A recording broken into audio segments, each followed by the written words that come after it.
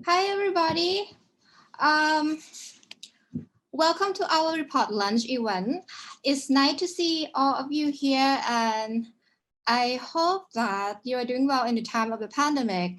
My name is Ploy, and I'm a founder of Digital Reach, and you'll be seeing me in the next 2 hours. Let me introduce the organization briefly first, particularly for those who just know about us or attend the event hosted by us for the first time.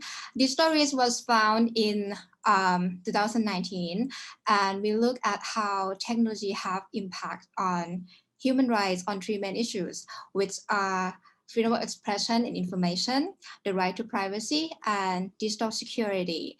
You can get to know us more by visiting our website or following us on social media. We are live tweeting right now. So let me introduce you to the event. This event has 4 sessions. I'll talk about the report and the finding for the first session for about 15 or 20 minutes.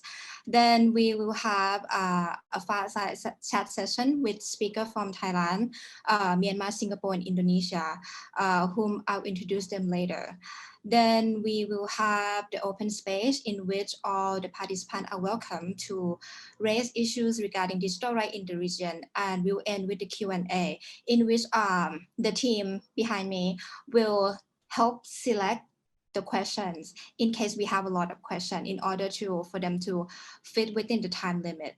So I'm so glad that this report is released. The purpose of it is actually for us to better understand about how tech has affected human rights in the region in 2020, last year, and what are the trends that are observed among the countries in Southeast Asia. And it is to help us to see what can we look forward to in 2021 as well. It is to act as a foundation for us to build strategy and activities aiming for human rights protection in the age of technology. And this is what we aim to do annually. It will also help us to understand the development of the situation, what has changed, what has not, what are the factors that caused them. So about the report, let me share it with you. The report is now available. So if you go to Digital Reach website, so Michelle should be posting the link already. Okay. About the report, it's covered the period from January to December 2020. If you click on the link, it will direct you to the report page for you to be able to read the report online and download it. It's here. You can read the report, and the download button should be at the bottom of it.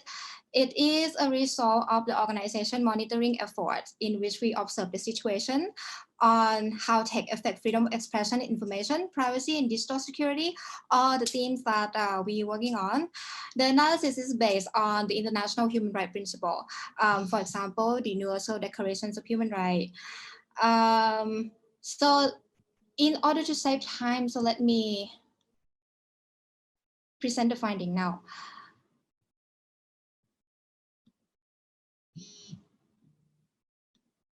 The PowerPoint disappeared again. Let me check. Okay, wait a minute.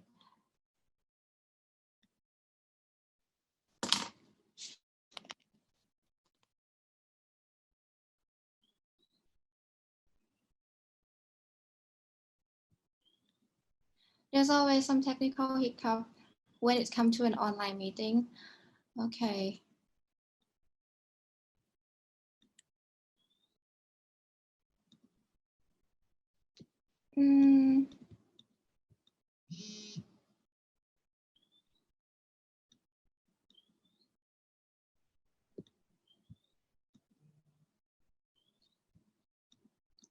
The PPT doesn't appear.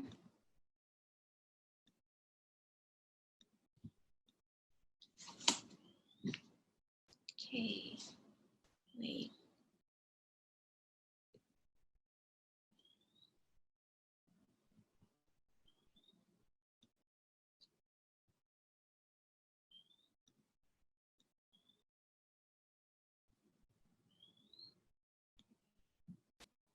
Michelle, can I share the screen from your screen? Is that all right? Sure. Yeah, I'm searching for. It was well during the testing.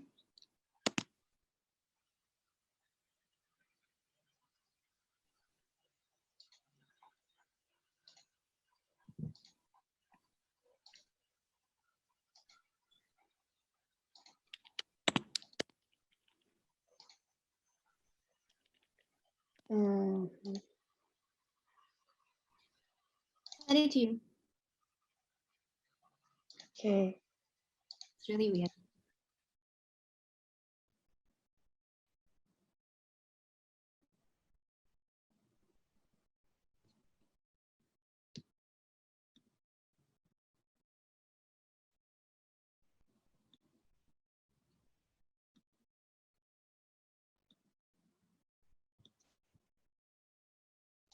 Can you see it?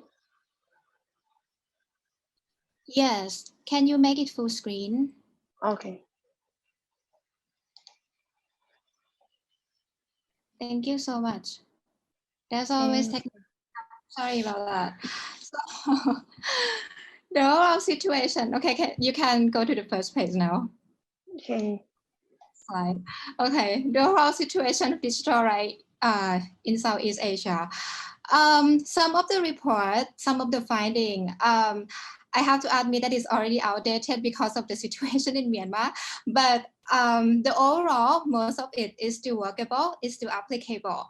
So the overall situation of digital right in Southeast Asia provide that the online space is a critical space for freedom of expression and freedom of information. And because it is an important space, so we see how the regime want to suppress the space in order to control the flow of information or prevent voices or opinion to be expressed.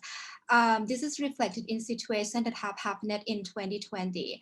Thailand and Indonesia had big protests in the country, and during the protests in Thailand, the government was trying to block communication channels of independent media and the group that led the protest. Indonesia authorities set up the cyber patrol to monitor online content. The government of Singapore imposed the anti-fake news law, or we call it Protection from Online Falsehood and Manipulation Act, or we call it here POFMA, as well as other laws to monitor the content during the election. Recently, we see why Myanmar blocks social media and its products because people there use platform to organize a civil disobedience campaign. To control a flow of information, we have seen the regimes around the region also try to ally with the social media company to help with censorship, blocking, removing, labeling content, which has been observed in some countries in the region right now. The threat to the right to privacy and surveillance efforts are on the rise as well. And the adoption of digital contact tracing following the pandemic was a really clear example of digital contact tracing. Was a clear example of where the government throughout Southeast Asia are pushing for the adoption of digital contact tracing, while the privacy protection measurement have been pushed aside. This create a great surveillance for surveillance. The COVID-19 also create a situation of infodemic, which is a mix of word between the information and epidemic, where disinformation and misinformation about the COVID-19 spread, particularly in the online platform. In Southeast Asia, there's a trend that the government brand information, especially critical information of the regime, as disinformation, even though it's not really disinformation, even prior to the pandemic. And when the pandemic happens, preventing disinformation about the COVID-19 became a pretext for the government to silence dissenting voices and control the flow of information as well. Talking about disinformation and online propaganda campaign, it was also found that sometimes these campaigns are also linked to state actors themselves as well. So that's the trend. Also, internet restriction in 2020. Not yet, Michelle, just still the first slide. So internet restriction in 2020, I think that we should mention about this a bit. Almost the whole year last year, even though it started in 2019, internet in a part of Myanmar, which is Rakhine and Chin, was restricted. Recently, we have seen the restriction that happened again following the protest. We will hear more about it following my Yin talking. Even though we are glad that this is now over, we cannot be certain that the internet restriction will not come back to any part of the country in the future. It is the same with Indonesia, even though the court ruled that the internet restriction in Papua in 2009 was unlawful. We do not know that the government would do something to legitimize the restriction. Next, increased surveillance effort. We see the increased surveillance effort through repressive registration as well.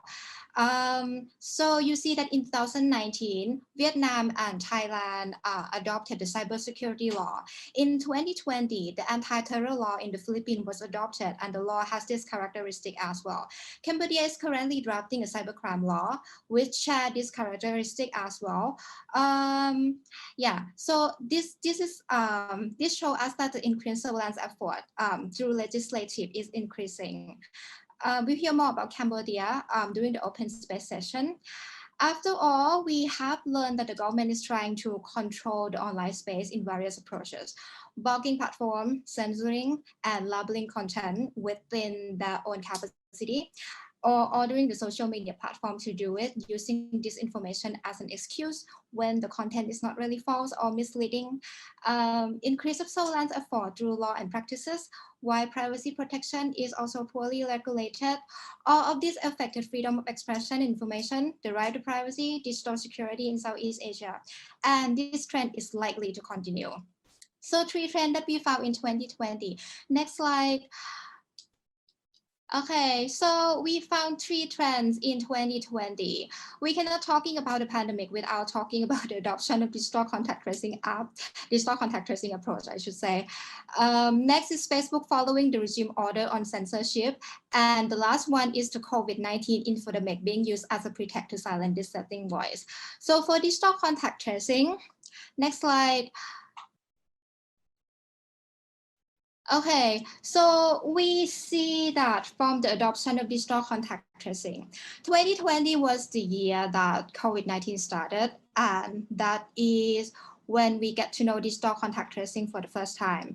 Started in Singapore, it spread to other 5 countries in the region, which are Indonesia, Vietnam, Thailand, Malaysia, and the Philippines. We actually have a separate project on this where we track the development of digital contact tracing in the region. And there are 3 issues of concern following the adoption of the approach with technical vulnerability, lack of transparency, and lack of privacy and personal data protection regulation. Some of them use location tracking, which is not really ideal for privacy. All of them store information collected from the app in a centralized database where the government have access, where there is weak or no regulation to prevent the misuse or exploitation of the data. No independent body to look after how the data is used as well. All of them have issue with transparency. Some of them don't even have a privacy policy. Like if you visit the Apple Store, the Apple App Store or the Google Play Store. And if you click on the link of privacy policy, sometimes it links you to somewhere else, not the privacy policy of the app itself. Another important thing is that when it comes to a software that aims to collect mass personal data of people, privacy advocate would say that it should all be open sources because it's more transparent that way. Open source means the source code of the app is open for the independent technical expert to look at like how the software works in order for them to comment, in order for the developer take those comments and improve for the benefit of the user in terms of privacy and security, for example. But of course, we have those contact tracing apps that aren't open source at all, like Pendelete and Lindungi, Indonesia. But what is also really interesting is that those that are claimed to be open source do not follow the logic of the open source software either. As a government initiative, government are not obliged to adopt the recommendation of technical experts to improve the software for better privacy and security. They can just deny it, so or just stick with the with the current version that they have. Next, Facebook and the regime order on censorship. So in 2020, we saw the tech giant censor content following the orders of the government, which is based on domestic regime, domestic repressive law, sorry, in that country. This is actually a controversial issue because Facebook follow a domestic law in the country that it operates, and that domestic law can be a repressive law. By being a popular tech giant, the decision of Facebook means that the tech giant became part of the regime to help crack down on freedom of expression and information. The censorship that we observed happened in Vietnam, Singapore, and Thailand in 2020. The Vietnamese government increased pressure on Facebook by shutting down their local server earlier, and Facebook complied with censorship. Singapore ordered Facebook to label posts critical of the government according to the controversial POFMA law. And in Thailand, the obvious case was the case of the Royalist Marketplace, which is a Facebook page that was set up to criticize the monarchy. So we also found an interesting pattern here, which is Facebook would follow the order of the government on censorship, and later they would issue a public announcement like saying that the company is concerned about human rights. And well, sadly, we actually do think that Facebook can do better than this though. And the action is more of, we really think that the action is more of a public relation rather than upholding the human rights values of the company. Next, the last issues, the COVID-19 infodemic. The last issue, I will be really short on this. The last issue is about the COVID-19 misinformation and disinformation. We have observed that the government around the region have responded to the spread of COVID-19 infodemic with emergency decree or some kind of laws to prevent the spread of disinformation as almost the only measure to prevent the spread of disinformation. And this law have been used against critics as well. Like some of them criticize the government the way that they handle the pandemic. Actually, the issues of content critical of the government being branded as fake news, as I said before, has been there for a while already. And we have always said that the government shouldn't be the only stakeholder who police the content without any independent fact-checking parties. So that's it for the launch and the introduction. Sorry, we have time. We have a really limited time. So if I speak so fast, sorry about that. Next, we will go to the fireside chat session. Okay, we go to the fireside chat session, and I would like to introduce the speakers here. We'll talk to the speakers here in these sessions about the situation related to human rights and technology that happened in 2020, and look forward to 2021 together in this. The speaker in this session is Yingshi Achanon. He's a program manager from iLaw from Thailand, who I like to call him by his nickname, Pi Pao. Kristen Han he's an independent journalist from Singapore, and Dama Juniato, the executive director of SafeNet, who's based in Jakarta. Mayin Yadanatian is with us as well, but okay, she's a director of Free Expression Myanmar, and I know that everybody would like to know about Myanmar, so I will invite her to talk, to be the last person to talk in this session.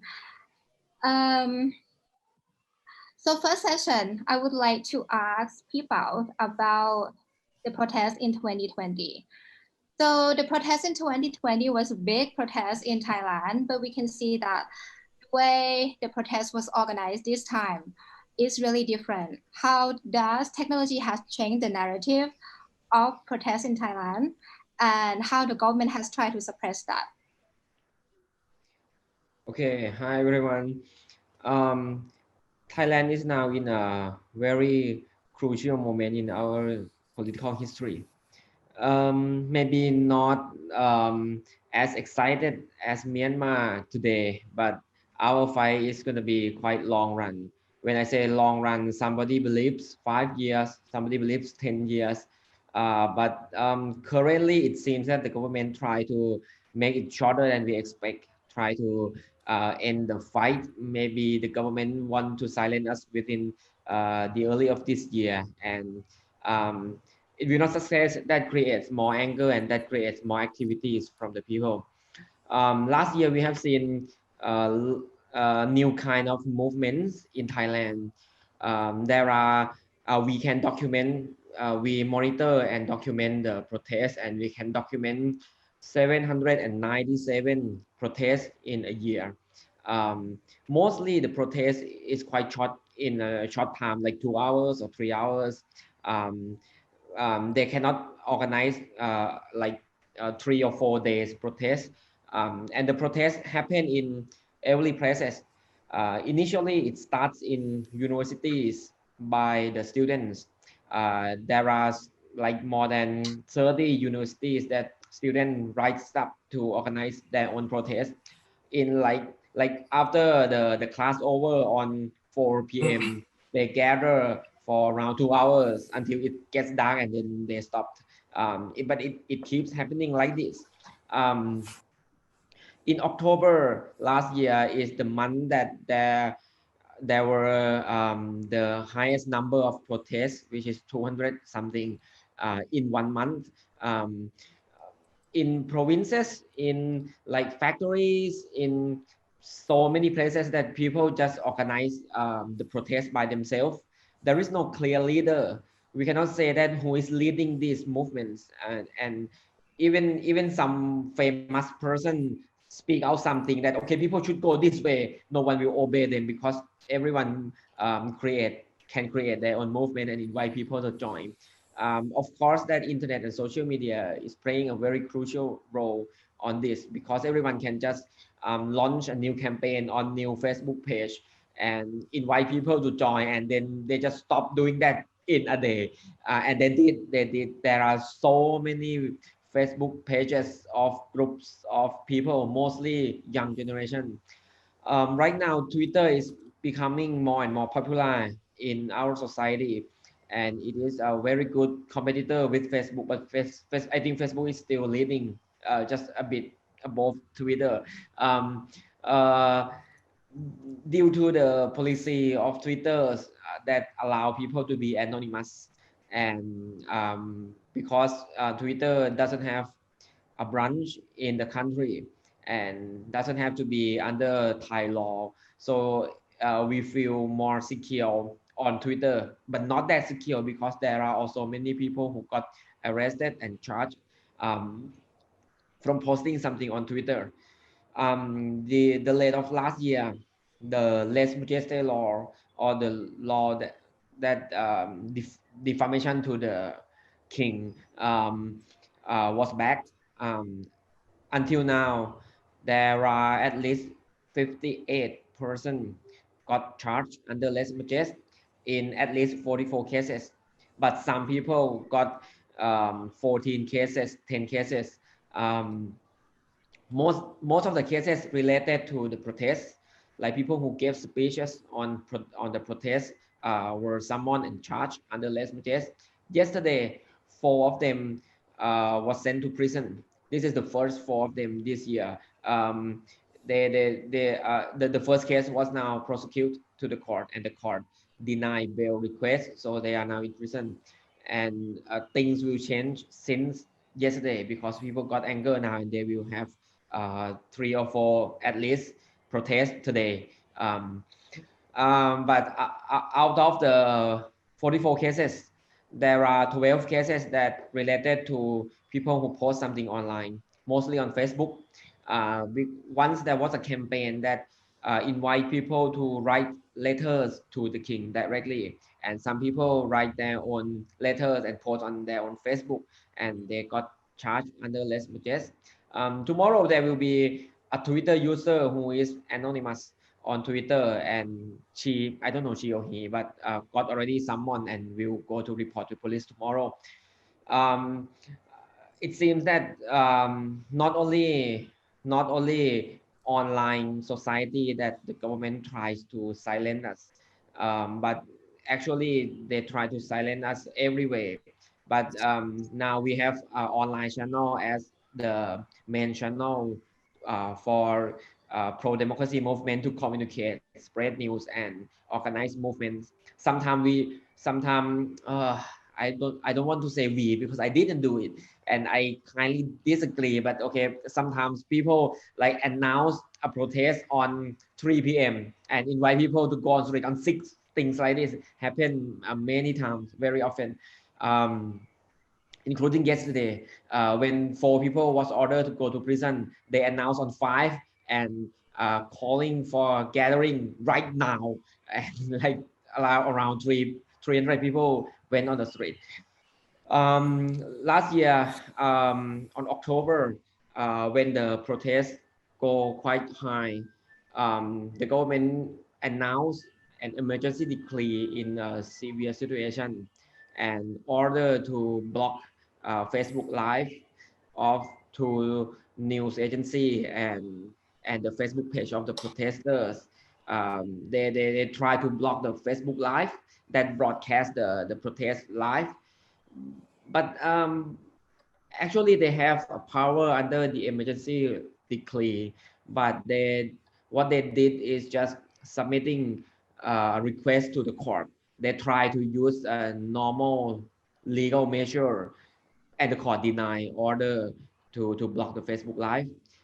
And it just happened last week when leading opposition politician criticized on the vaccine, COVID-19 vaccine administration, that in Thailand they grant the contract to just one company which owned by the king to produce almost 100% of the vaccine.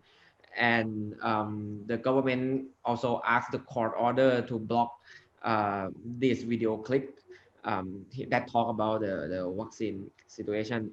And first, the court order to block 3 links to the clip video. But on Monday, the court revoked its own order and reversed that, oh, this is a freedom of expression and don't allow the government to block the links, which is quite interesting order by the court. So it's still hopeful that there are some judges who are ready to give some rule to protect freedom of expression. But when it comes to lesser majestic cases, it is quite more difficult. Next week and the coming weeks, more people will go to the court under less majestic case, and we expect that more people will go to prison. Okay. Thank you, Happy Pao. So, Dama, next question is for you. So, Indonesia also had protests as well about a job creation bill back in 2020. How tech has been playing a role in the protest?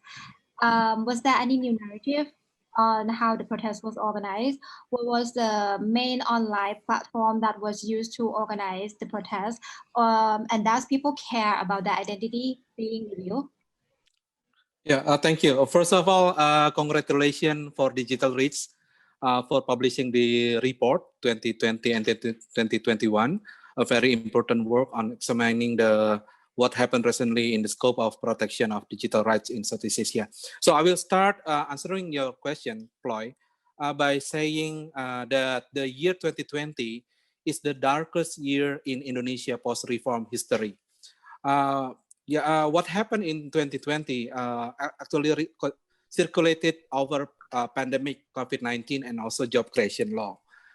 These two somehow correlated, where the Indonesian government argued that the job creation law was needed to overcome the economic crisis caused by the COVID-19.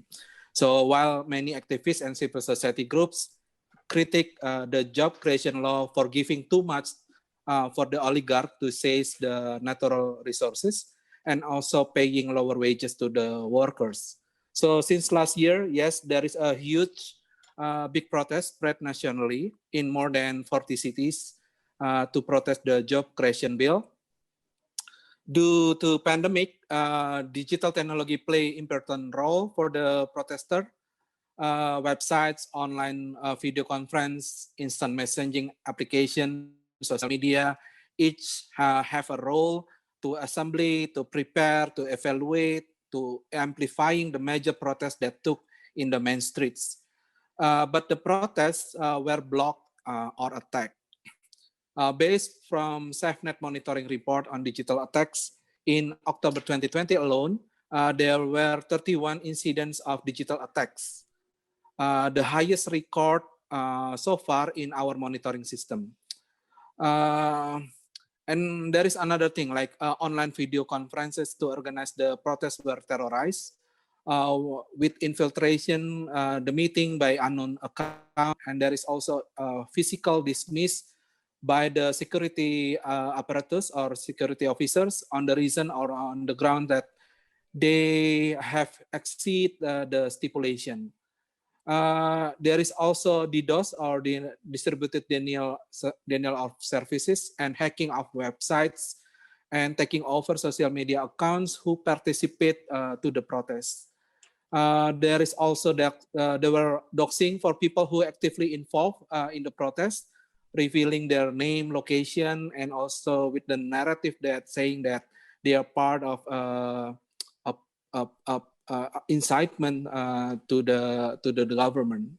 And there were also mobilizing disinformation using paid key opinion leaders and influencers to spread that the job creation law was needed by the people with the hashtag Indonesia Butuh Kerja or Indonesia Needs Job. So the government also put a stamp on the protester campaign saying that it's a hoax, and their protest was driven by the anarchist people. So in addition to that, in October 2020, 4 students who created the Facebook page Mechanical School of Greater Jakarta or STM Jabodetabek detained and then sentenced to 3 months jail for incitement in social media. So during this September-October 2020 alone, there were nearly 8,000 people detained by the government for expressing their protest over job creation law. And I think this situation giving the result that the now Indonesian activists were alarmed that the digital space could do harm to their activities. So they started to change to more secure online platform and to implement digital security whenever they want to do the next agenda to protest the government decisions. Okay. Thank you, Dharma. Nice to know that. Next question, go to Kirsten. The election in Singapore that happened in July 2020. I have heard the situation that Facebook took down content considered as paid election ad on a Facebook page of an independent media site, New Narrative, which you actually co-founded as well. It was done according to the Parliamentary Election Act. Sorry.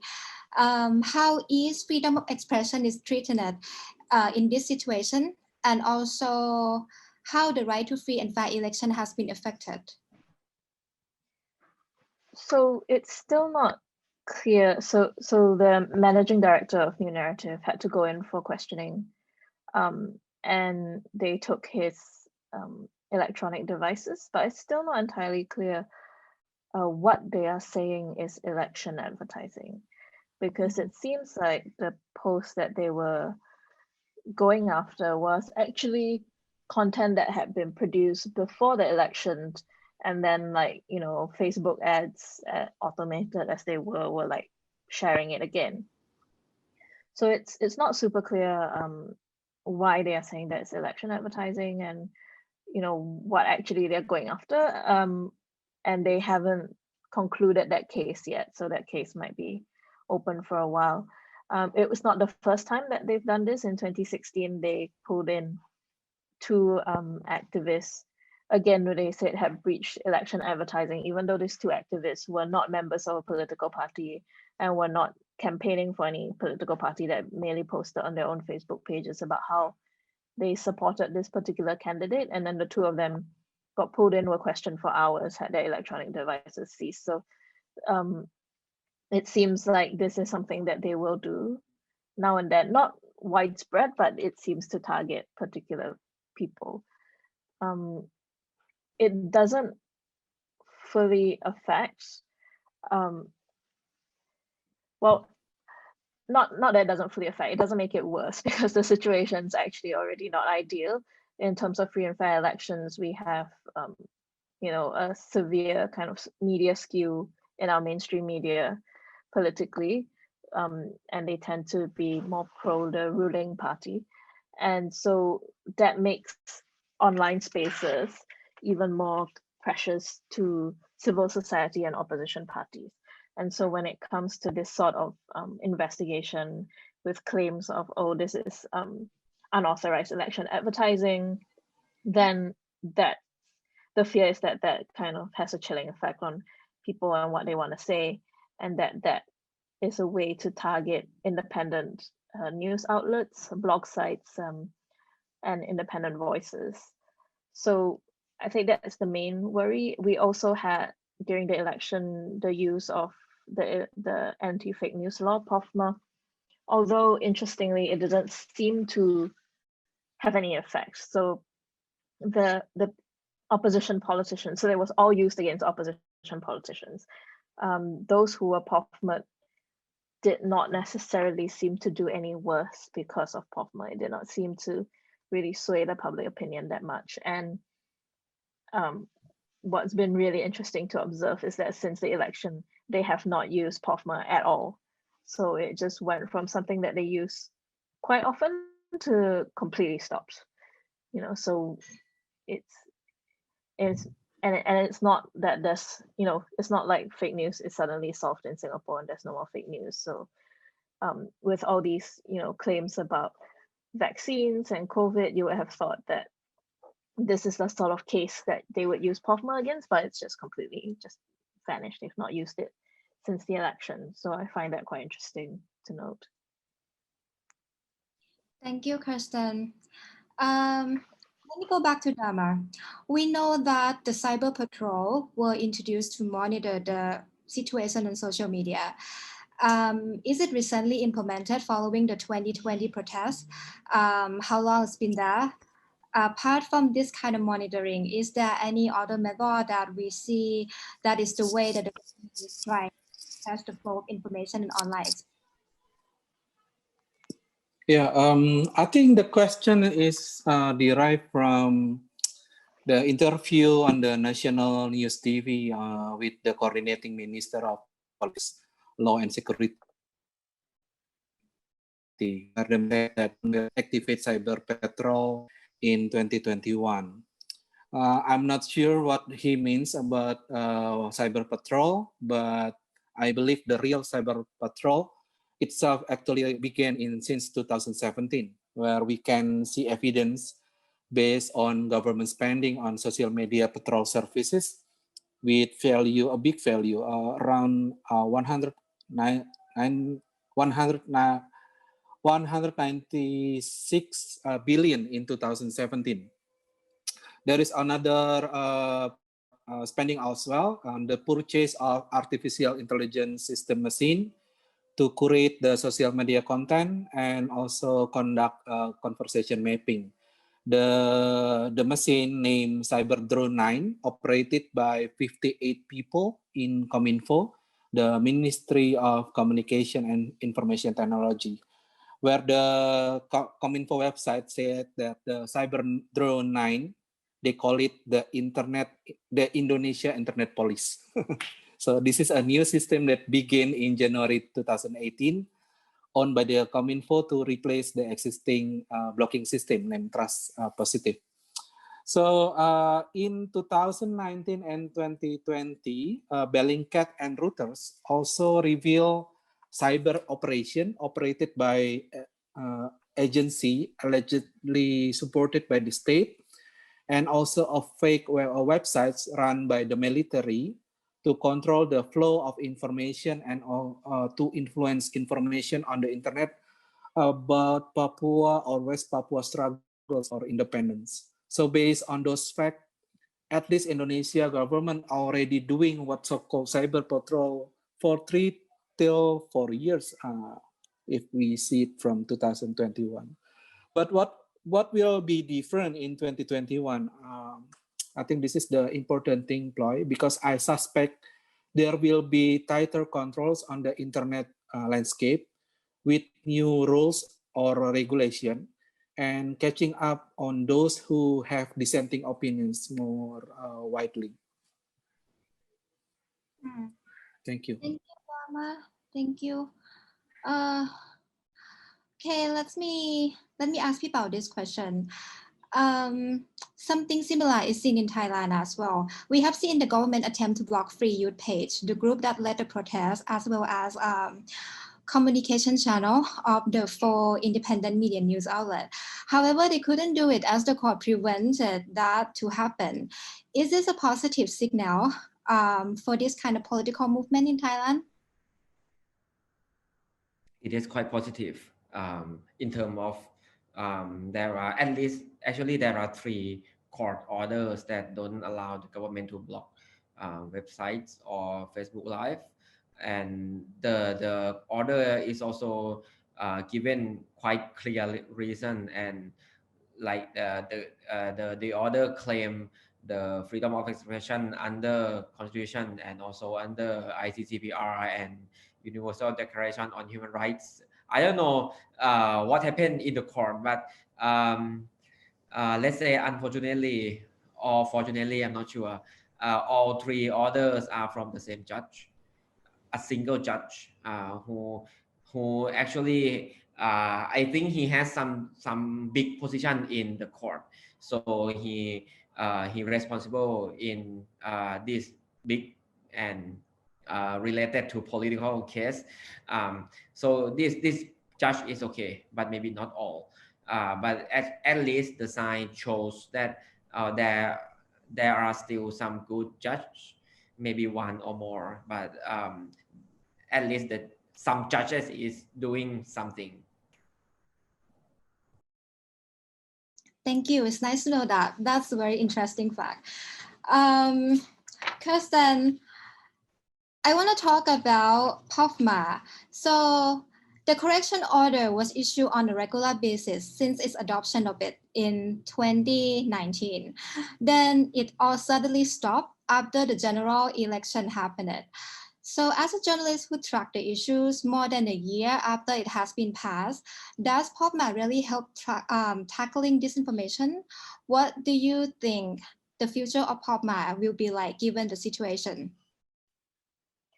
So I don't think POFMA has really actually tackled disinformation at all, because it's shown how kind of toothless it can be when it's dealing with things outside of Singapore. So for example, there is this guy, his name is Alex Tan, and he is a Singaporean, but then had moved to Australia, and I think he's got Australian citizenship now.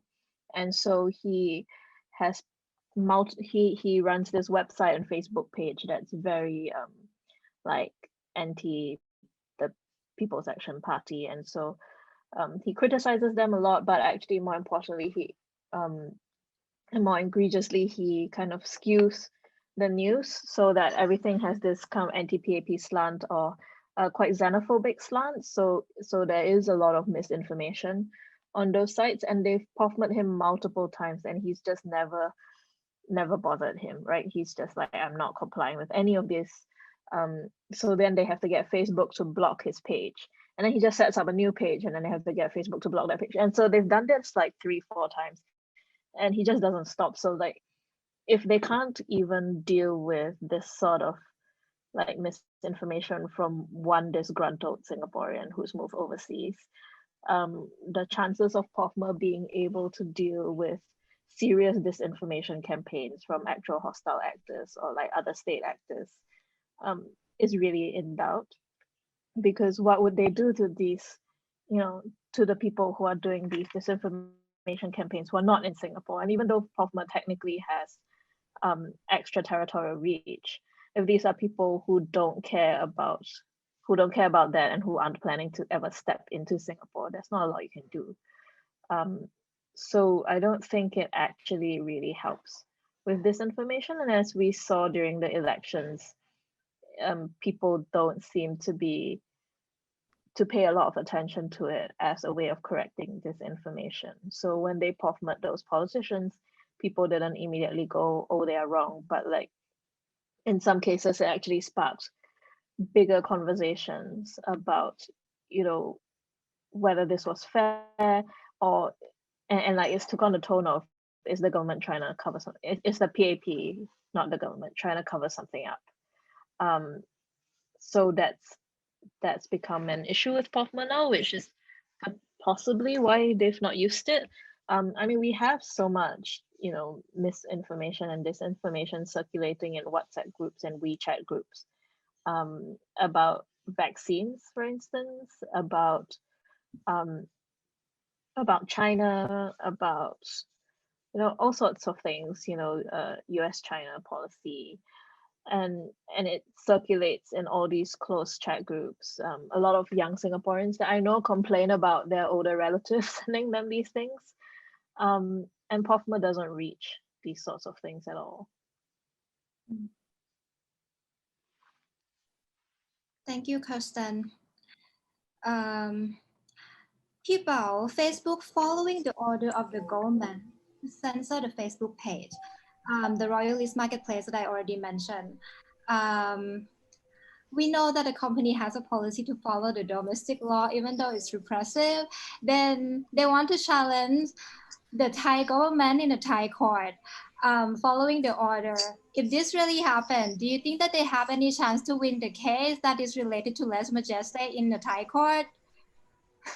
You mean Facebook? Yeah. Can Facebook win the case? Yes. Quite difficult. Actually, it is a Facebook group, not a page. So it is a bit more interesting. But even though it is a group, but there are more than 1 million people in the group. So actually, it is more powerful than a page. And when the government order to shut down the group, tomorrow they open the new one, and there were more 1 million more people who join the group, and that makes the group quite more popular because the government helps them. And then the government sees that, okay, this is not going to work, then they don't try to block it anymore. But in the group there are also many kind of contents. Some contents is quite affect criticisms towards the monarchy, which should be a freedom of expression, and some not really lovely, let's say. I didn't say that it's wrong or it's against the law, but I think those are not really lovely. So if the Facebook want to file a case and they have to prove that all kind of content is legal, it's going to be difficult for them.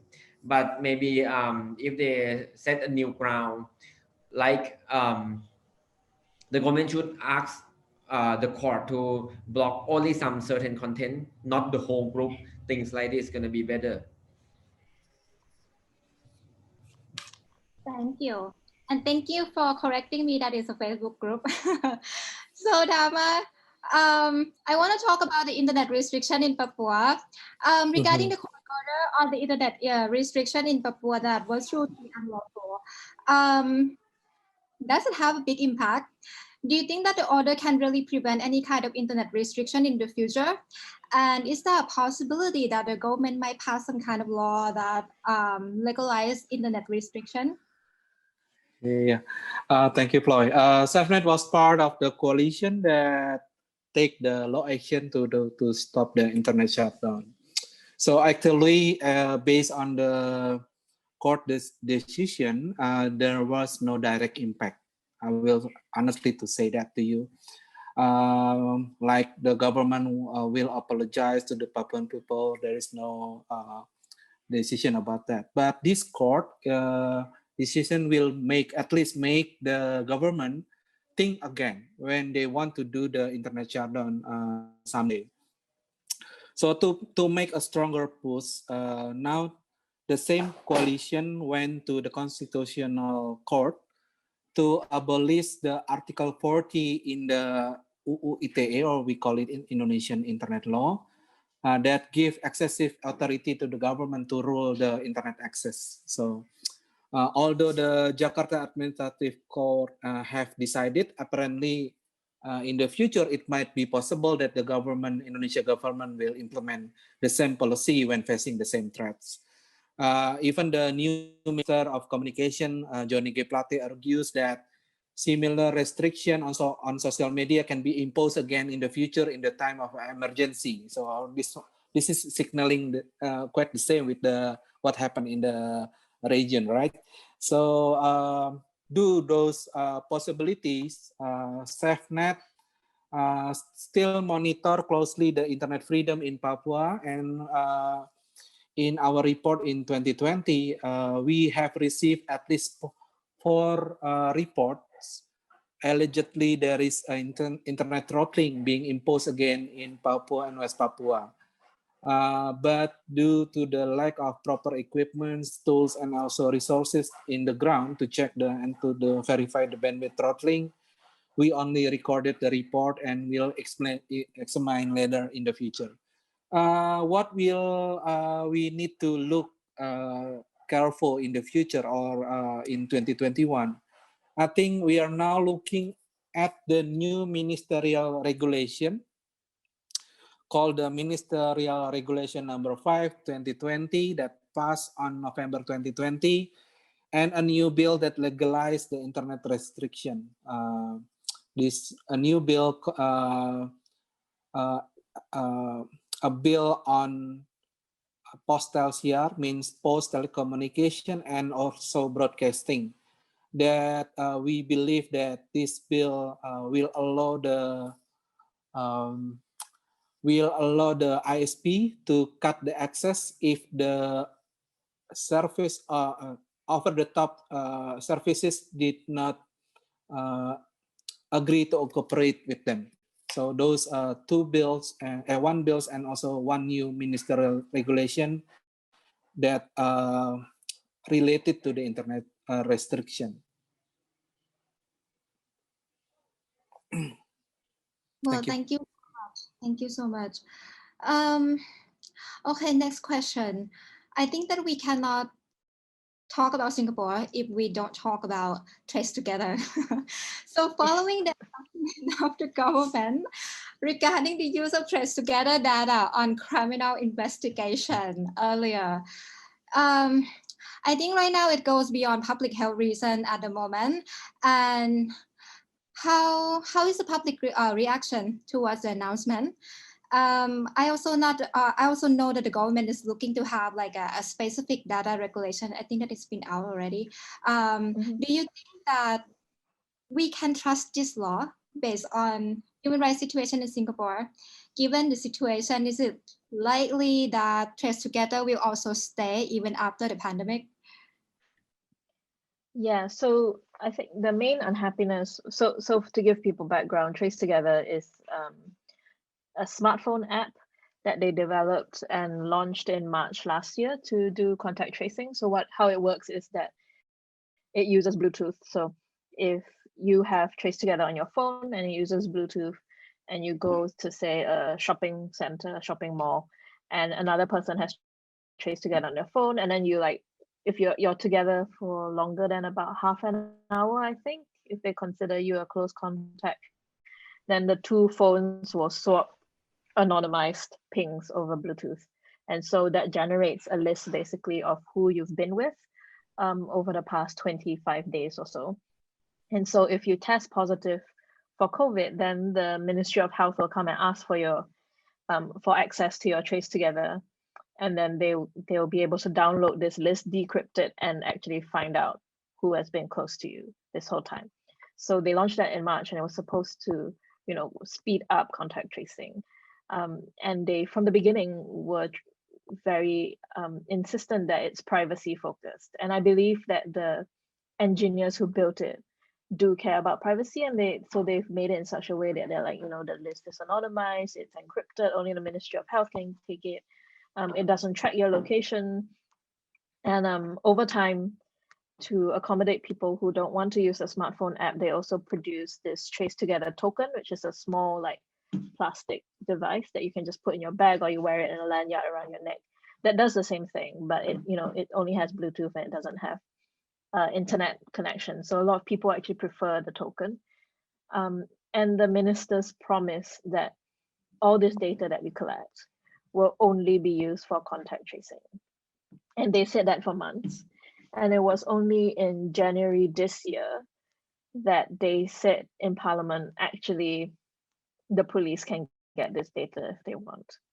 Because under our criminal procedure code, the police is empowered to access and obtain a lot of data for investigations. And the minister who was in charge of rolling out this technology, who had last year promised that it will only be used for contact tracing, he admitted in Parliament that when he made these promises, he had forgot about this law, that he was not thinking about this law. He was kind of like, I was so enamored with the technology that I kind of didn't think about this, which is very bad, no matter which way you look at it. So now they have passed new legislation to limit the use of Trace Together data to only contact tracing plus criminal investigations into 7 categories of serious offenses, like kidnapping, rape, murder, drug offenses that can be punishable by the death penalty, and so offenses like this. So while this does kind of finally provide some sort of legal limit to the way that the data can be used, it's still an expansion of what Singaporeans were originally promised that the data would be used for. I think public reaction wise, there was a lot of backlash when they first revealed that the police could get the data. Not necessarily because Singaporeans are very privacy conscious. We are not actually surveillance is super normalized in Singapore, but because people felt like there had been a sort of bait and switch. So that the government had misled them. So it was more anger about the misleading rather than the actual use of the data. Although there are people who are upset that the police can access it at all. So I think now that the law says it's only for things like murder and kidnapping, I think people are perhaps more appeased by it. But as the leader of the opposition had said when they were introducing this new legislation, that there needs to be an immediate conversation on privacy in Singapore, because there are a lot of these, this Trace Together situation is actually just the tip of the iceberg, and it's just an example of a kind of normalized and systemic practice of rolling out technology first and then thinking about the implications later, or not even thinking about the implications at all, right? So the government is very invested in being a smart nation and wanting to use technology for governance. So it keeps rolling out all this technology, and there's not really any discussion about the implications, about privacy, about surveillance. So another thing that we haven't yet fully talked about is that Trace Together is not the only contact tracing software or program that we are using in Singapore. We also have Safe Entry, which is another contact tracing system where you scan a QR code to register your entry into things like malls and shops and restaurants. So they keep saying that Trace Together is privacy focused and doesn't track your location. But that's kind of pointless now because they are merging Trace Together with Safe Entry, and Safe Entry does track your location. So if you're talking about Trace Together alone, it doesn't track your location. But when you have Safe Entry and Trace Together, what can be pieced together is your movements within a building from shop to shop and the people that you've met. So that's actually quite concerning, and we don't really talk about that. We talk about these two systems separately when actually they should be talked about together, because that's how the government's going to be using them. Another thing that has not at all been brought up, beyond like, among friends and things, is that in a lot of these kind of check-in points, when you go into the mall and you have to scan your safe entry, they also take your temperature. And more I'm seeing in these malls that instead of using thermometers, they are more and more using facial recognition thermal cameras. And so are these facial recognition cameras also recording your face? Are they taking photos? Are they storing these photos? This technology is being marketed as like it's good for COVID now, but in the long run, companies can use this to like track their employees. So you don't need to use time cards. You can just digitally like recognize their face, and it will provide the employer a spreadsheet of what time his employees came to work and what time they left work, and even like how many minutes they were late to work. So these are all things that we've not talked about. During the leader of opposition speech, he brought up that they use like behavioral analytics in a children's home. And so there are all these kinds of really quite invasive technologies that have been introduced in Singapore that we've not yet discussed. And Trace Together is really just like that one case that sits on top of this wider practice of adopt first and talk later, if at all, often no talk at all. And so I think this is like a wake-up call for people to think about privacy and surveillance. There is, as you say, like there's no clear end date to this. There's no clear end date to when Trace Together will stop or any contact tracing will stop. The government has said, oh, when we don't need it anymore, we will happily cease the program and stop everything. But we don't have any kind of idea of even a rough date of when that is going to be. And there's a lack of transparency in when they say we use the data properly, we are careful. The law says that, but there's no independent oversight that can assure us that this is actually happening as it should. If there was any abuse of power to get the technology and to get the data, there are technically laws that say we will punish the civil servant who misuses data, but there's no redress for the actual user. So like if my data was breached, you might punish the civil servant, but what do I get out of it? How am I going to be compensated? We don't really have that, and we don't even really have independent oversight in how do I find out if this has happened in the first place, unless it blows up really big. So these are all sorts of questions that we still have to ask. Thank you, Kirsten.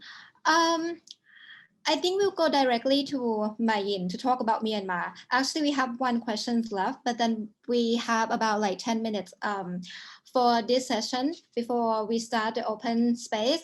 And we'll come back to the last question later if we have time. So Mayin, super sorry about what happened in Myanmar. We have seen restriction on the internet and social media platform recently. Following the coup, can you briefly share about the situation at the moment in Myanmar? Sure, Ploy, and nice to meet you, all of you here. But hope you can understand that I will not turn on my video. So yeah, to brief, like the military coup was started in the early morning of the 1st February, and then the major telcos had to shut down the internet at around 8 a.m. of the day, as far as I remember. And the first restriction was lifted in the evening of the same day. So it is like, they just shut down between a very, important timeline, so that we don't know how many people or how many politicians and political activists they detain. We cannot just verify. Even like some media, when they released the list of the detainees, like some of the lists were incorrect. Then the military has also lifted the internet shutdown in Rakhine and Chin State on that of February after the Arakanese army publicly supported the coup. And the second internet restriction was started again across the country, including the Rakhine and Chin State on 6 February. This is the last Saturday because the protests across the country will launch on that day. And the restriction was lifted on 8th of February again.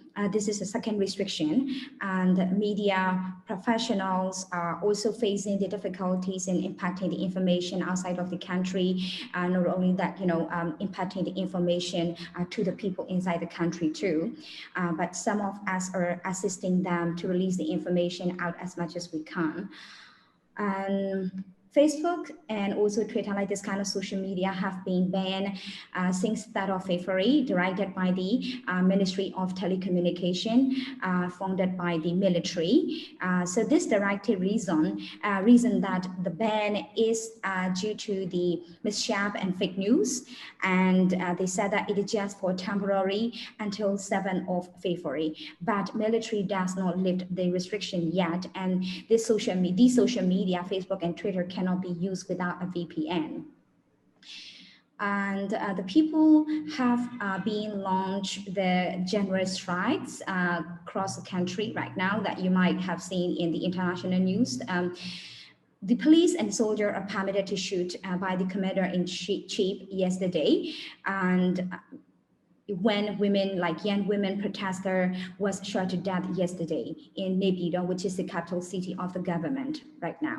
The NLD elected MPs organized a meeting on 4th February, and they formed a committee representing Bidang Suklador, which is a union parliament. Though, we civil society and NGO pushed them to consider this venue as a nationwide movement, not just for the party. And also, we call for an official parliamentary session because they have our legitimate vote.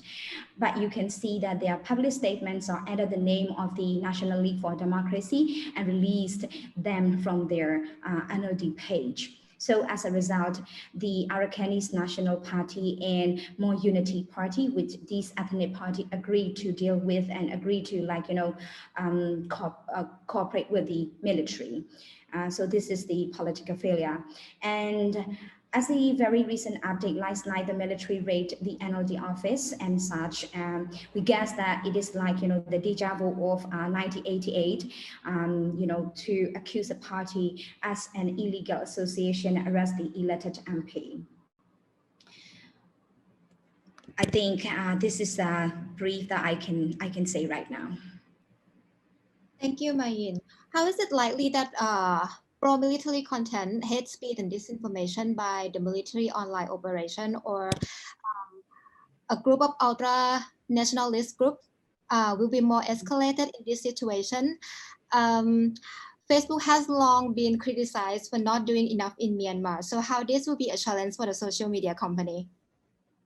Yeah, it is kind of question. It has always been a challenge for the company, and under this coup, we have seen an increasing number of over-regulation. Some media outlets are defined as illegal organization by the military.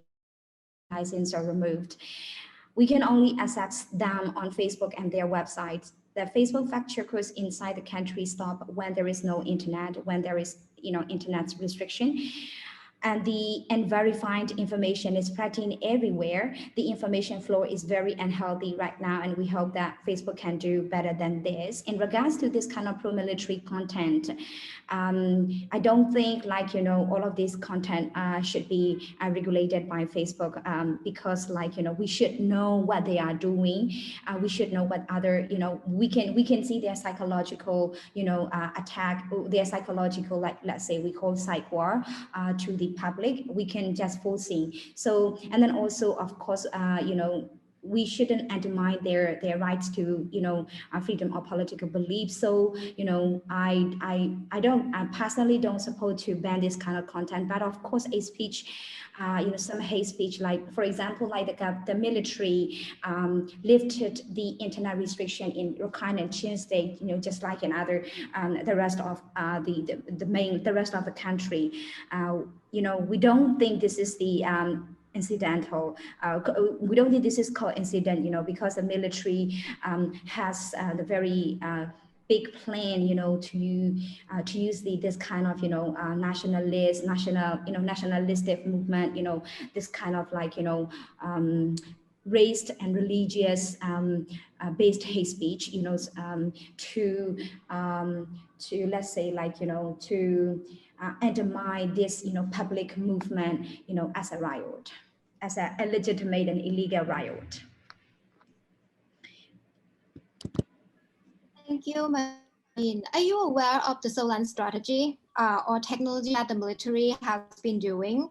Like, how is it likely that the online surveillance will be escalated in this period that Myanmar is under the state of emergency? Yeah, to be honest, like even before this coup, that we NGO and civil society has been pushing the NLD government a lot, to respect our human rights, especially this kind of our right to privacy, both online and offline. So even before this coup, like the police has been using technology like, Celebrate, to trace the internet users' data, locations, and our content, etc. And also the smart city projects has been introduced to major cities like Mandalay without any transparency. So you can see it in our previous like 2020 like Freedom of the Net report, these developments. But under this coup, the military does not even need to use this kind of high tech, but just to raid the data center of the telecoms and ISP, so that they can just oppress them, or they can just threaten them to release the information as much as they want. And also like on Facebook and also in other places, you can see that there are pictures spreading, like in that picture the military officials, the senior level of military officials are actually at the data center of the traffic, and then they are closely monitoring the faces and also the movement of the people. For example, and then like the other example is like the militaries from Ministry of Telecommunications sent out the bill of cybersecurity law yesterday to the telcos for feedback, so-called feedback, I would say, because they will never reflect this kind of legal analysis from the telcos or civil society. So in this case, we will call it as a directive, since none of them, this military, are not legitimate legislator. So this directive is literally to surveil the users and to punish, our online content, as far as, we read this draft bill. So I would say our right to freedom of expression is already dead again, together with the democracy. And right now, most of us, which is like, we have our, working group with other partners, are using the encrypted message app to increase our privacy as much as we can. But of course, the level of digital security literacy in our country is not good. So even like some human rights organizations, they are not ready for this kind of like increasing, digital security of them. Okay, thank you. I'm going to go to the open space session now, and then later, if we see that many here time after this to talk development that we can see in 2021. So for the open space session, in order to keep the session in context, I would like to invite friends from organizations that work on the issues that we haven't touched much yet in this event. Can I invite the Advocacy Director of Cambodia Center for Human Rights, Yutia from CCHR, to talk about the cybercrime law. Is it going to be adopted this year? Thank you, Ploy. Hello again. My name is Yuan Chia. I am the Advocacy Director for the Cambodian Center for Human Rights. For those of you who didn't know CCHR, we work to promote especially on the civil and political rights in Cambodia.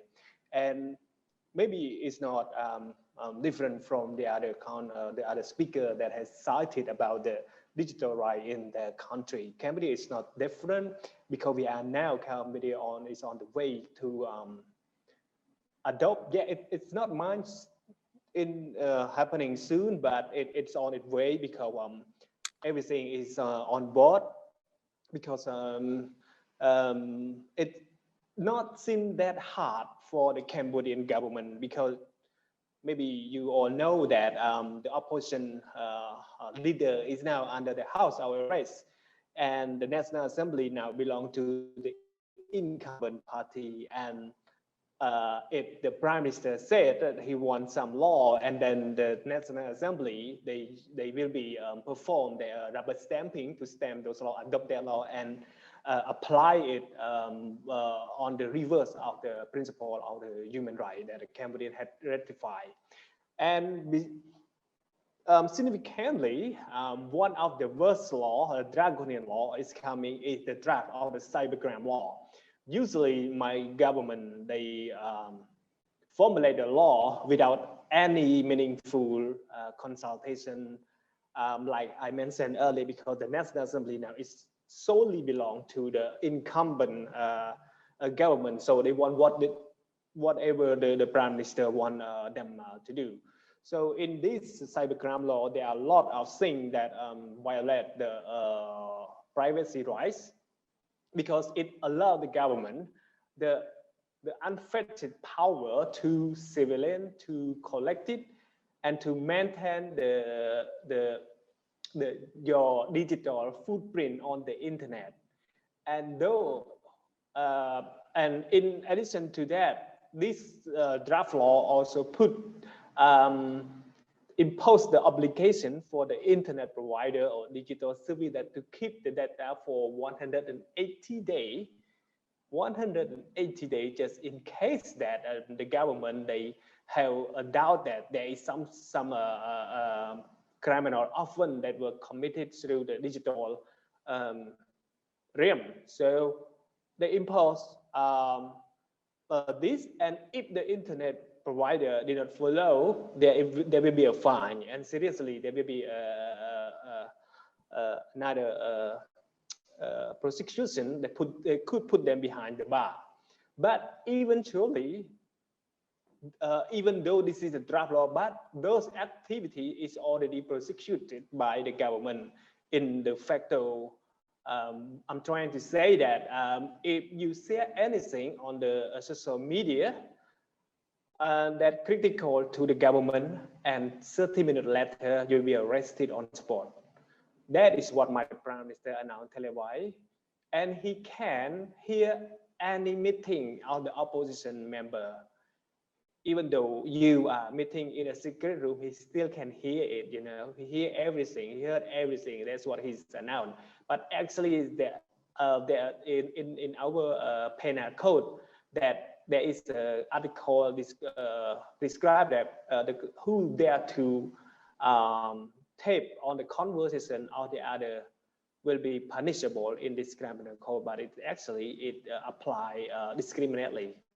So, like I told you, Cambodia is now being captured by the ruling party. So the Prime Minister can do whatever he wants. He wants to do anything that in contract to the existing law. Besides this cybercrime law, and there is another law that attached to that. This draft law is called the Internet Gateway. Internet Gateway in English is what it's called. It requires all the internet provider to fully cooperate with the government with only one in and out services that the government and the internet provider and user must go in and out, and everything must be there, and I put it under the government server. So in case that you are doubt that you have committed any crime, but when I say about the gram, it's also mean that the gram that defined in this law is broad and vague, because there is some word that like the public interest. Whenever you are consider that you did something against the public interest, there is no narrow definition for public interest. You will be charged and arrested according to this law. So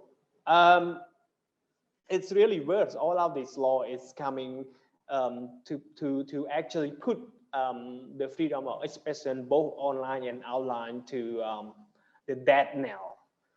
And there is another verse that is expecting soon is called the public order law.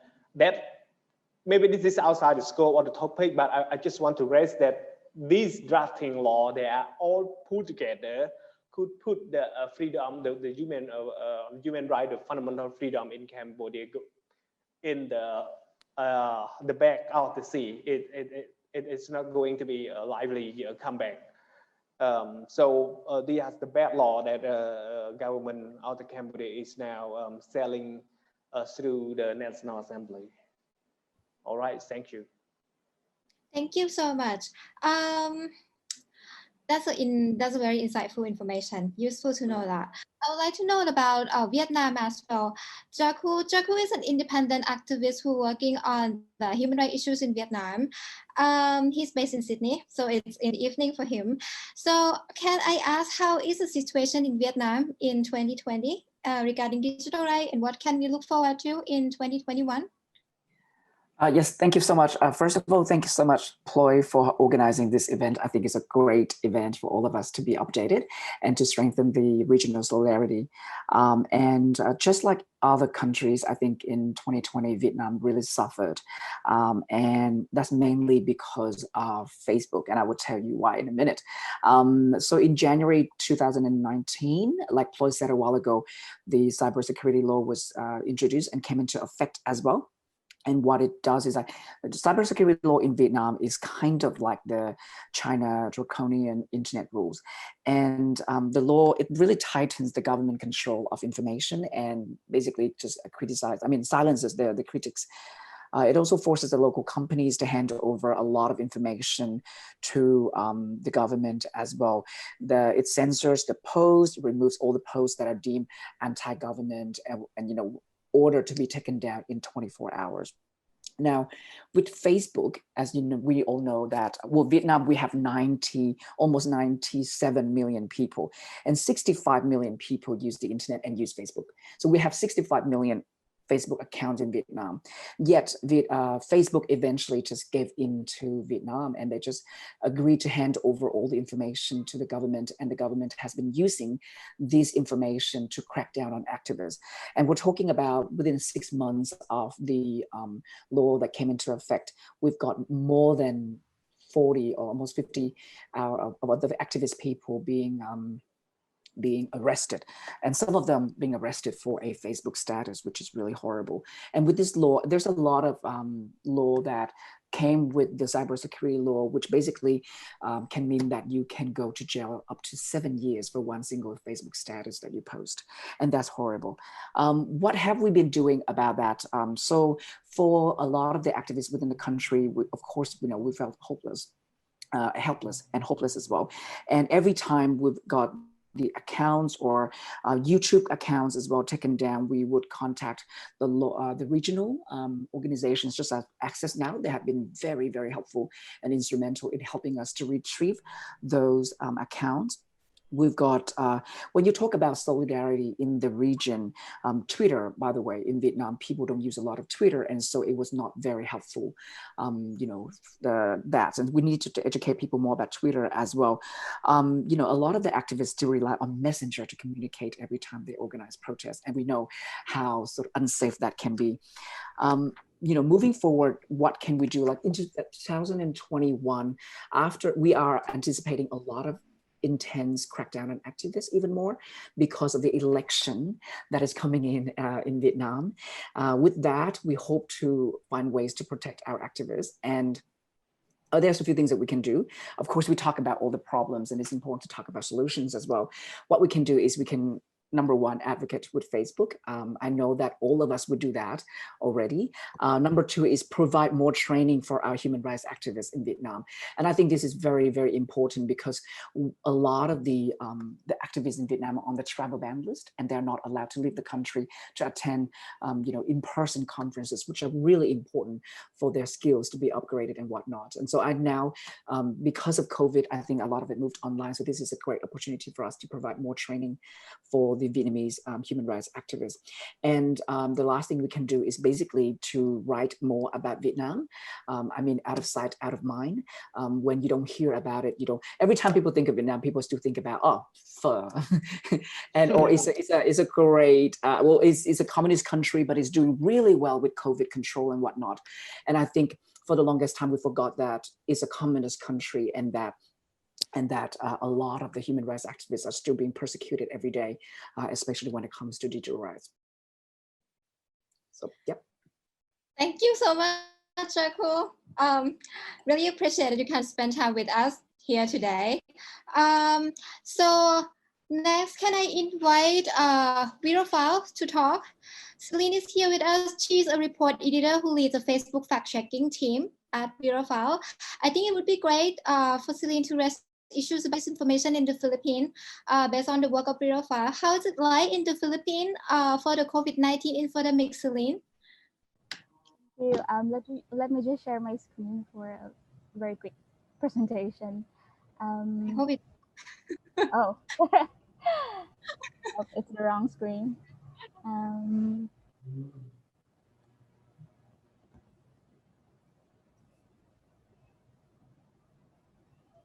Okay, it works. Yay. Okay. Okay, so can you see my screen? It should show COVID Watch.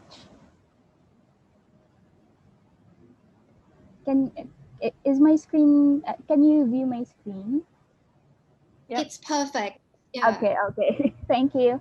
So I'd also like to thank Ploy and Digital Reach for hosting this discussion. So I'm Celine from Verifiles. We are a nonprofit media organization in the Philippines that focuses on in-depth reporting and fact-checking. So we track falsehoods and misleading claims of public figures, and we are also one of Facebook's third-party fact-checking partners.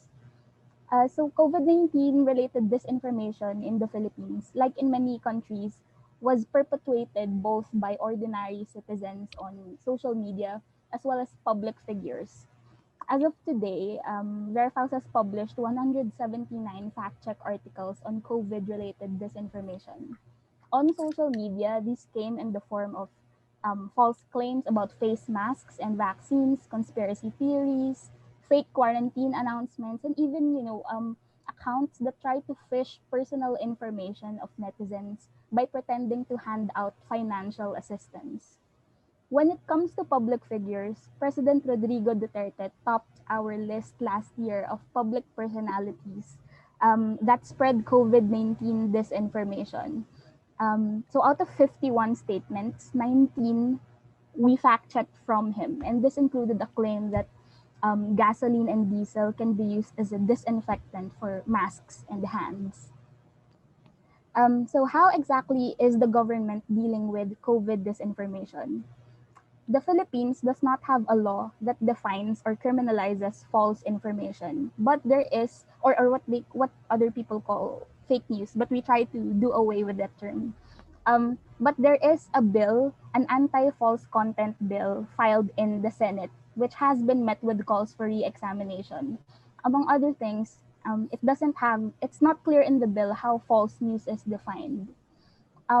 Last year, though, related to COVID, there was a COVID-19 law that was in effect for 3 months from March to June, and it included a clause to imprison and issue fines of up to 1 million pesos or approximately 19,000 US dollars to any person found to be creating, perpetrating, or spreading false information related to the pandemic. Specifically, it should be something that has no valid or beneficial effect to the public, or it's geared to promote chaos, panic, anarchy, fear, or confusion. But there was again no clear definition of false news. based on data that my colleague gathered from the Philippine National Police, 48 people were charged for proliferating fake news, quote unquote, related to the pandemic. 25 were charged with violation of the COVID law I just mentioned. Others were charged with cybercrime law or the revised penal code. One of those charged had published on Facebook an unverified list of people supposedly with COVID-19. So that's the one in the red box. But there are also cases, for example, like this scriptwriter in the purple box, who wrote a sarcastic Facebook status saying that one village now has 9,000 new cases and that that area is now the epicenter of the whole solar system. She was arrested and she had to post a bail of 42,000 pesos or about $800 US dollars. There was also a town mayor who alleged that there was a coronavirus case in a neighboring town. Two journalists so he was also charged with violation of the COVID law, but two journalists who reported on that information were also charged with violating the false information clause in the COVID law. It's important to fight disinformation against the disease, especially if it tries to cause panic. But it's also imperative that any legal measures to police this should not be overbroad because it can easily turn into mechanisms that threaten freedom of expression. It can have a chilling effect. I'd also just like to add, it's something that Ploy mentioned earlier, the anti-terror law. So apart from COVID disinformation, what we also deal with in the Philippines is red tagging. So this is branding a person as a communist or a terrorist, and they're being harassed for it. In July last year, the president signed the Anti-Terrorism Act. Under the law, anyone found to be recruiting or being a member of terrorist organizations can face life imprisonment. Suspects may also be arrested without warrants of arrest, can also be detained without warrants of arrest for up to 72 hours. So last year, we saw an uptick of these posts that falsely tagged several politicians, celebrities, human rights workers, and even journalists as communists, and by extension, terrorists. And usually these are the people who do critical reporting about the government's policies or outspoken about them. The armed forces last month also released an erroneous list of supposed rebels, terrorist rebels, from the University of the Philippines. So the intelligence chief of the armed forces got fired for this. But to answer the question of what we see coming for 2021, I think we'll still be dealing with a lot of online red tagging and a lot of COVID-19 misinformation, specifically on vaccines. And for us as fact checkers, it's our job to remain vigilant and to correct these falsehoods, and to seek accountability from, especially if it's people coming from positions of power. Thank you. Thank you, Celine. Can I hear from Indonesia too? Disinformation in Indonesia. He lead Mundo, a fact checking in Indonesia. He's here with us, and may I invite you to talk about how is it like in Indonesia? Thank you, Ploy, for having me in this very insightful event. Hi, everybody. So at the beginning of the COVID-19 pandemic in Indonesia, since Indonesia is still a battleground for misinformation in many topics, so we take seriously the precaution from the WHO Director General that we are not going to battle the virus only, but also the trolls and also the conspiracy theories. So in March 2020, before the nation declared the pandemic, the COVID-19 as national disaster, so we had a public conference to strengthen our response to this infodemic. It was held in the office of ICT Ministry, which the Director General was also speaking, representative from UNICEF, from Google, physicians, and journalists also there. So at the conference, we released a white paper on how should we tackle the COVID-19 infodemic using pentahelic approach. So it consists of how the government and health authority should be consistent and use the medical and scientific based explanation to the public. And the second, how the mainstream media and also the journalists should be as much as responsible on delivering news on COVID-19 topics, not to make clickbait practice to create traffic. And the third one is the public education on digital literacy should be strengthened, and how the volunteerism work should be boosted. And also the last is how the fact-checking efforts should be aligned. As Indonesia already have the second biggest fact-checking efforts in Asia, the existing collaboration should work. However, in the following months, we observed that not everything is working well. The conflicting statement between government officials continues, even at the level of ministers. It creates big confusions to the people.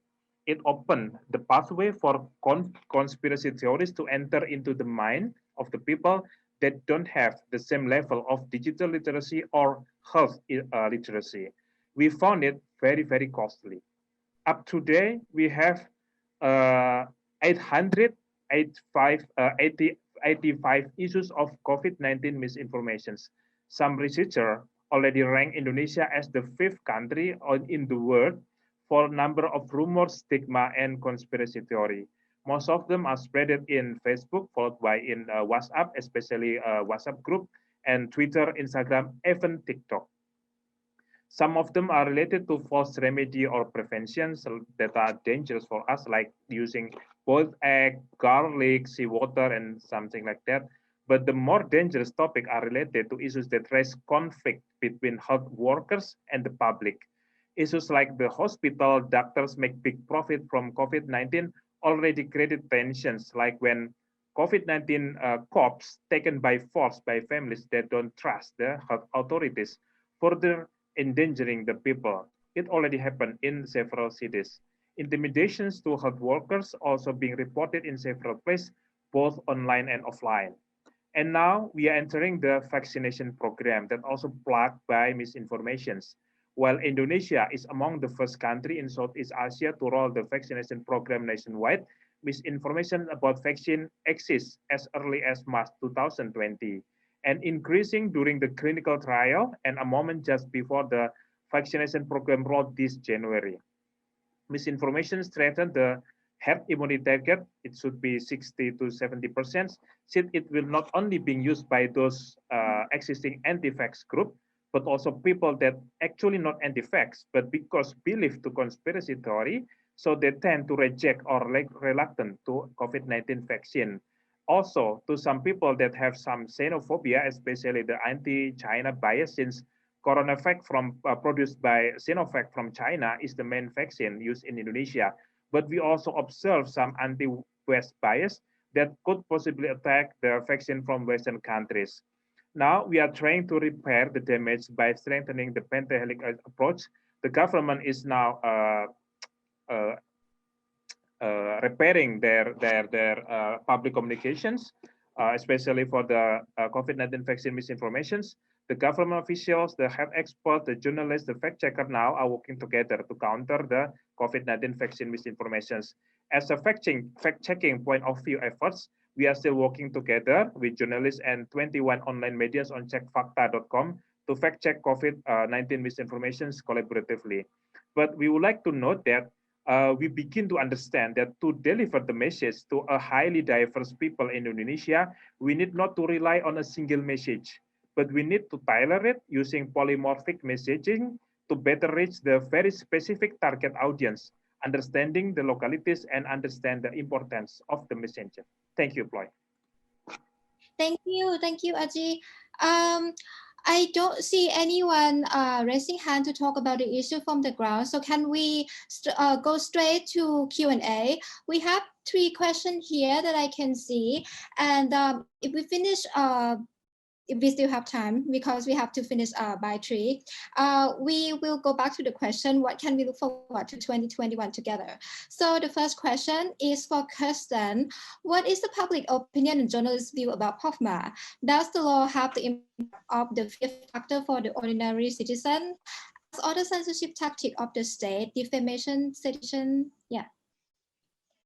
Yeah, so there hasn't been really a comprehensive kind of public opinion survey about POFMA, so it's hard to say, you know, what the really ground reaction is. But we can kind see from the election and how the opposition politicians who got POFMA like didn't really seem to fare much worse. In fact, two of the opposition politicians who got POFMA orders actually, you know, while they didn't win, had an improved performance from the last election. So that kind of gives us a sort of indication to think about this. But I would say that that doesn't mean that POFMA has no chilling effect or has no teeth, because definitely it's come up in conversations with, you know, particularly civil society people, right? NGOs who have reports or who document experiences of marginalized groups. They are quite concerned about POFMA. They are concerned about having their credibility questioned or their documentation refuted as fake. So there's that, you know, there's that sort of wariness when people you know, when people are talking about, you know, reports that they want to do, they do say things like, oh, but we don't want to be POFMA. So we have to be very careful about how we word things, about how we phrase things. So yeah, it just becomes part of that context of normalized, like, second guessing of yourself, self-policing, policing each other. And so it just kind of folds into that existing context. Thank you. Next question to the three panelists. So I think it's Pi Pao, Ying Sheep, Dama, and Kirsten. Are there specific cases when platform Facebook and Twitter gave data about specific posts requested by the government? Mayin, if you know about this, we can you can answer about this as well. Who would like to go first? Pi Pao. Is that, you know, are you aware of anything?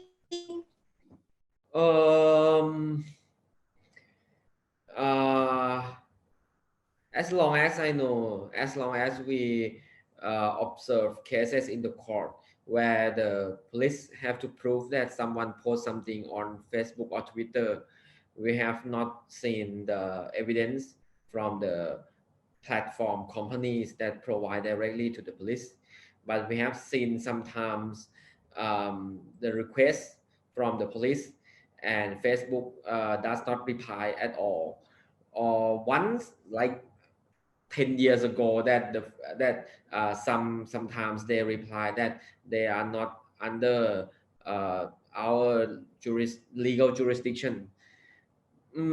Yeah, I have not seen yet, but there are transparency reports from Facebook and Twitter providing that they will request how many times they will request in the reports. They didn't say that how do they cooperate or not. Kirsten, you have any answer? Yeah, so I don't think there's much information on like the specific data that they receive, but we see from the transparency reports that, for instance, from July to December 2019, Facebook got 560 requests from the Singapore government for the details of 722 accounts and provided data in 77% of those cases. And Google from January to June in 2019 got 527 requests related to 1,174 accounts and gave data in 84% of those cases. So it's quite a high compliance rate, but we don't have much information on what actually this data was or who were the targets of this request. What about Indonesia? Yes. You see anything? Actually, in Indonesia, like in December 2020, a lot of people received a letter from Twitter saying that there is a request from the government to take down their posts or take down their accounts. But this letter from Twitter actually acknowledged that the Twitter refused to take down or to delete the posts. So this is something that we know that the government do something to give orders to the platform like Twitter to do to erase some content related to whether about job creation or related to COVID-19. The same thing I also hear from the Facebook. The request is there, but they refuse to agree with the request. So quite the same with everybody else in this forum. Indonesia, we never heard such a thing.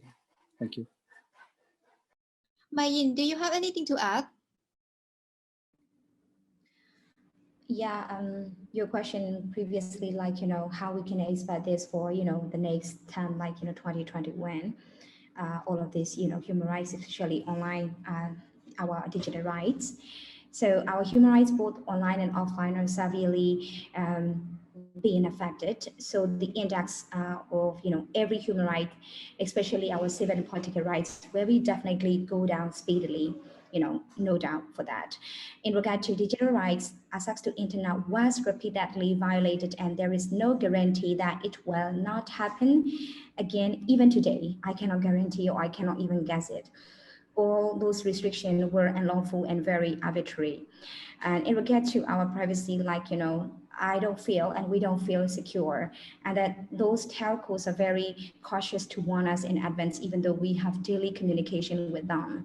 Also, people, like including NLD, are suffering from the lack of data security law and lawful interception that we've been pushing, we've been pushing the government, like NLD government, in the past years. So I learned like this day from Yin Chi, our colleague, to file the cases at the police station when they found that there is a violation. But to do like that, we don't have a special law to open the case at the police station or do litigation against those privacy-related issues, because we have no legal framework for that. And NLD is facing the repercussion of what they fail to genuinely protect, our human rights, but it is really unfair for us, the people. And freedom of expression is also breached as a whole, where there is no media freedom, when the police use a very disproportionate use of force against a protester someplace. So yeah, unfortunately, all of our attempt, going to the democracy are now going backwards. Okay, thank you. Next question, what could be done outside the region? For example, how could effective and inclusive institutions in other countries strengthen policy coherence when it comes to the responsibility of the internet platform and tech company, such as in EU and GDPR, the export of surveillance technology, etc.? Are the issues being addressed enough and in a sufficient way in the global dialogue? Well, I can answer this myself, not really. Usually Southeast Asia issues regarding how technology affected human right in the online space or related to digital security is usually undermined. Is usually undermined in the global platform.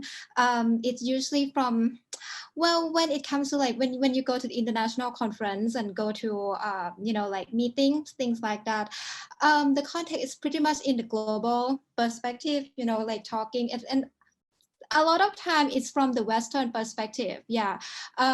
Even though the issues here are pretty important too, for example, in case of Facebook effect in the region, top 10 countries that has the most Facebook user, country in Southeast Asia, 4 countries in Southeast Asia are among the top 10. But then, there's not many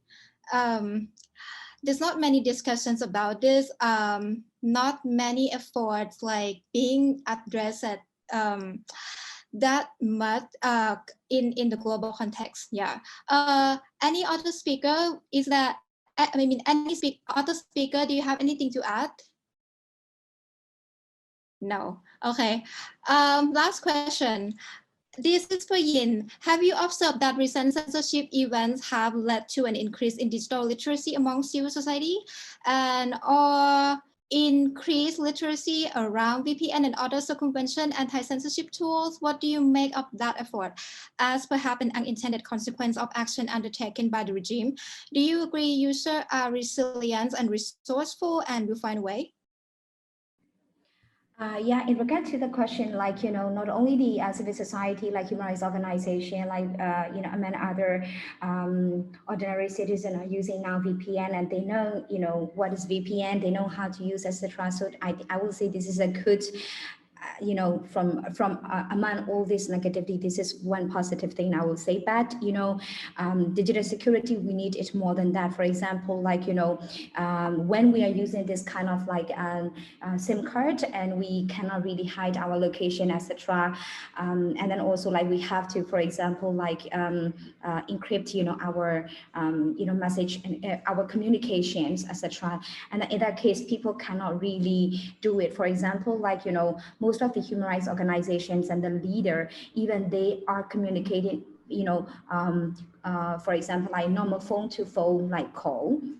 They don't use, for example, this they hesitate to use Signal and etc. So now, like we are pushing everything on to come to Signal, to come to like encrypted platform. That's what we are doing. But of course, we are not. For example, like my organization doesn't work for like this kind of digital security, but we have other partners. They are really good at this kind of digital security. So we are learning from them too. And then also like when there is no let's say like where there is no internet anymore, or when the government shut down all the like telecommunication service, not only the internet, then we will have a very like a severe difficulty in communication, because like some of the partners, they are also important to communicate with us daily, but they don't know how to use how to communicate with us without this communication service. Okay, I think that's it for the open session. No, sorry, that's it for the Q&A. Can we can I ask one last question before we end? What can we look forward to in terms of digital rights in this region in 2021? Can I start with who would like to go first? People? No, Dharma. Yeah, thank you. I think starting this year, SafeNet have done a mapping of regulation that curbs digital rights.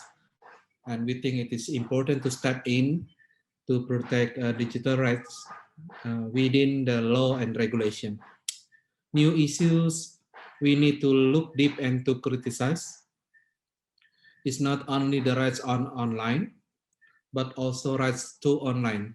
Means that we are need to focus on the access of information, such as regulation that violate net neutrality, restriction and limitation on transmission, and also if possible, we also look at the regulation on content moderation.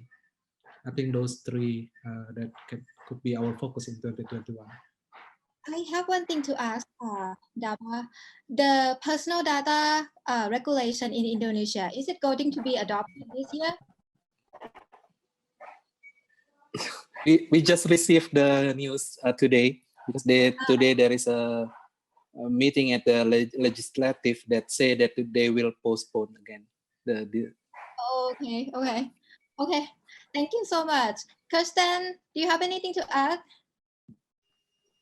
I think in 2021 there will be a lot of these sorts of contact tracing surveillance that will continue, and whether this sort of technology will become normalized for future use, because even though the government says that they're happy they would stop the Trace Together program once contact tracing is no longer needed, there are all these questions about, well, once you kind of create this technology, you can't really uncreate it, right? So like, would this technology show up again in another form?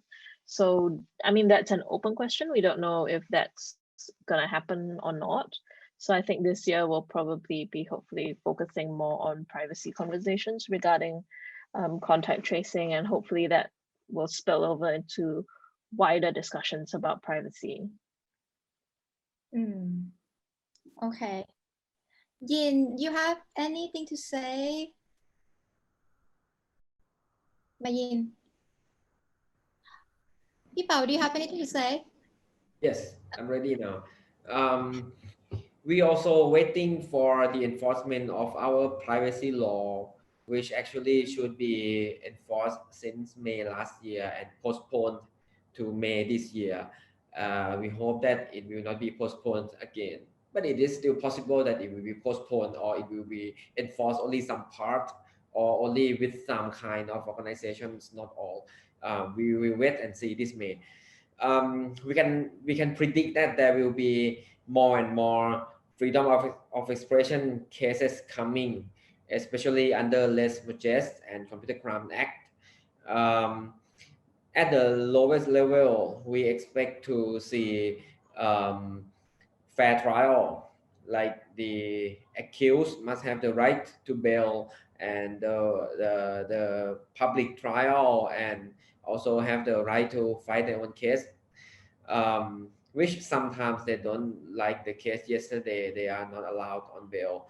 And at the highest level this year, there will be a lot of campaign in Thailand that request to abolish the Les Majeste law. I think this morning the opposition party already submit a proposal to amend the Les Majeste law and also Computer Crime Act and also the sedition law, which is not easily to be passed. But also there will also be a lot of campaign from civil society within this year. Thank you so much, Ka. Jaku, Aji, Celine, anything to add? Like what we can look forward to in 2021 before we end? In terms of disinformation.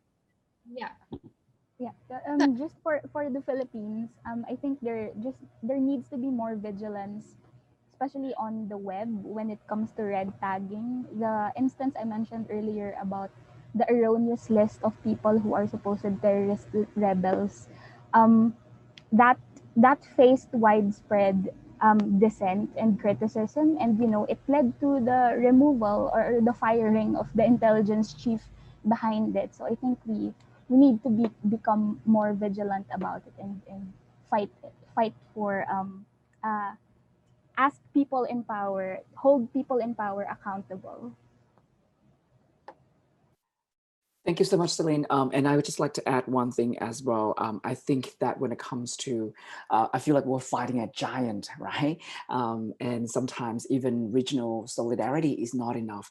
I feel like in this battle, you gotta hit them where it hurts, which is money. And that is, like, for example, Vietnam with the EVFTA, like the EU and Vietnam trade agreement. We fight hard on that. That will then eventually affect the policy change within Vietnam. We've also now working on I'm sure all of you know the Magnitsky Law. Magnitsky Law is being passed in the US, but now I understand that many countries in the region are doing that as well. And in a sense, if you can get this law passed, you'll be able to hold a lot of the perpetrator, accountable, and therefore their money will be frozen. And you know that a lot of these people have their money in the US and in Europe and whatnot. And when they lose the money, that's when they are forced to change the law. So yeah, that's what we look forward to. Thank you, Jaku. Aji. Yeah, Ploy, I'm looking forward to have more collaborations between us, between organizations in Southeast Asia, so that our voice could be heard louder, especially when we are dealing with the platforms and also raising digital safety issues. Because now we see also increasingly attack to the fact checkers, doxing and practice like that in the platform that are not really treated well by the platform itself. So I think if we can join our force together, I think more people, more organization, more platform would like to hear us more. Thank you. Yes, we should set up a coalition. Yeah, okay. thank you, everybody. We have reached the end of the event, and thank you so much for joining us. The last 2 hours has been great, very fruitful, very informative. Thank you all the speakers and all the participants. I hope that you enjoyed the event. We can be reached at the email posted in the link, posted in the chat box, sorry. If you would like to get in touch, please stay safe and see you again in our next event. Bye. Bye. See you later. Thank you so Thank much. you, Bye-bye. everyone. Stay safe. Bye. Stay safe.